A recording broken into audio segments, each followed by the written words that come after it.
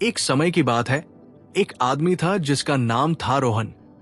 रोहन की शादी सीमा से हुई थी और वे दोनों एक छोटे से शहर में रहते थे। रोहन एक स्थानीय बैंक में काम करता था। एक दिन रोहन को किसी दूसरे शहर में ट्रांसफर मिल गया, जो उनकी पुरानी जगह से काफी दूर था। यह सफर रोहन ने अपनी पत्नी सीमा के साथ शुरू किया। उन्होंने एक दूसरे शहर में, जो सिंहपुर नामक एक शहर था, रहने का फैसला किया। जब वे सिंहपुर पहुंचे तो उन्हें कोई जगह नहीं मिली, क्योंकि उनका ठहरने का कोई इंतजाम नहीं था। उन्होंने सोचा कि एक होटल में रहेंगे और फिर एक अच्छा घर ढूंढेंगे। वे 3 हफ्तों तक होटल में रहे, लेकिन चौथे हफ्ते के आते आते उनका पैसा खत्म हो गया। जिस एजेंट को उन्होंने घर ढूंढने के लिए संपर्क किया था, वो उन्हें हमेशा नया बहाना दे रहा था और पैसे की मांग कर रहा था। सीमा और रोहन को अब सहन नहीं हो पा रहा था, इसलिए उन्होंने खुद घर ढूंढने का फैसला किया। 2 हफ्तों की तलाश के बाद वे एक घर में पहुंचे जो उनके बजट में था। हालांकि सीमा को यह घर थोड़ा अजीब सा लगा। उसने अपने पति से पूछा, क्या तुमने इस घर में कुछ अजीब महसूस किया? रोहन ने कहा, मुझे तो कुछ भी अजीब नहीं लगता, सब कुछ सामान्य है। लेकिन सीमा ने महसूस किया कि यह घर थोड़ा वीरान सा है और आसपास कोई नहीं था। अगले घर की जगह भी खाली थी, लेकिन फिर भी वे मजबूरी में इस घर को किराए पर लेने का फैसला करते हैं। वे खुशी खुशी घर में शिफ्ट हो जाते हैं। लेकिन 1 महीने बाद एक रात करीब 11 बजे, जैसे ही सीमा और रोहन सोने के लिए तैयार हो रहे थे, उन्हें रसोई से एक अजीब सी हंसी और आवाजें सुनाई दी। वे हैरान हो गए और डरते हुए रसोई में गए, लेकिन वहां कोई नहीं था। वे समझ नहीं पाए कि ये आवाज कहां से आ रही थी। वापस जाकर वे डर के साथ सोने गए। अगले दिन फिर सब कुछ सामान्य था।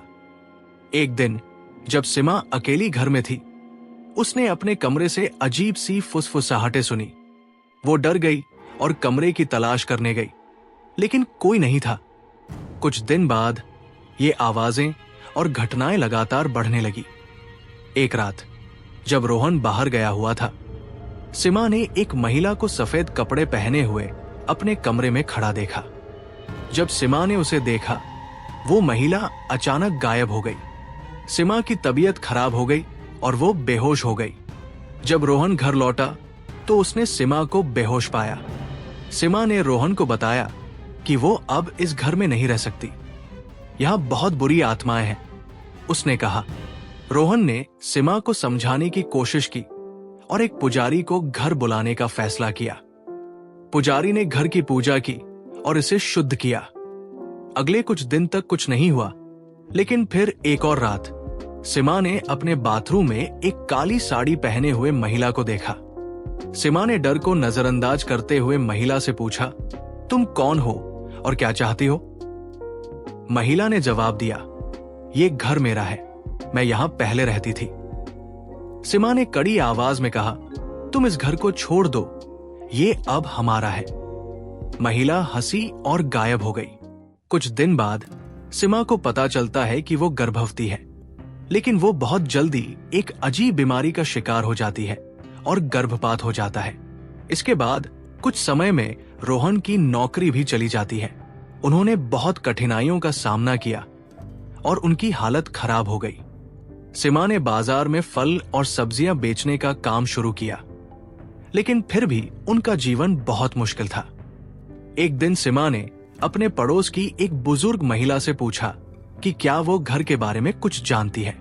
महिला ने बताया कि जिस घर में वे रह रहे थे, वो एक पुराना कब्रिस्तान था। पहले उस घर में कई लोग रहे थे, लेकिन जिनकी रहन सहन बहुत बुरी हुई और जिनकी रहाइश के बाद अजीब घटनाएं हुई थी। ये सुनकर सीमा डर गई। सीमा ने अपने पति को इस बारे में बताया और वे घर छोड़ने का फैसला करते हैं। उन्होंने अपने सभी सामान पैक किए और एक अधूरे घर में रहने चले गए। वहां रहने के कुछ दिनों बाद रोहन की तबीयत ठीक हो गई। कुछ समय बाद उनके पुराने दोस्त जिन्होंने मदद नहीं की थी, वे मदद के लिए पहुंचे। अब सीमा और रोहन को एक नया घर मिल गया और उनका व्यापार भी अच्छा चलने लगा। कुछ ही महीनों में रोहन को उसकी पुरानी नौकरी पर वापस बुला लिया गया और उनका जीवन फिर से खुशहाल हो गया। क्या आपने कभी नई जगह शिफ्ट होने के बाद कोई अनएक्सपेक्टेड चैलेंज फेस किया है? अपना एक्सपीरियंस कमेंट्स में शेयर करें। साक्षी को गलत लाइफ पार्टनर चूज करने का डर था, पर जब शादी एक नाइटमेयर बन जाए तब क्या होता है? देखिए हमारी अगली वीडियो एक चौंकाने वाली कहानी के लिए, जिसमें है प्यार, धोखा और जीने की जंग।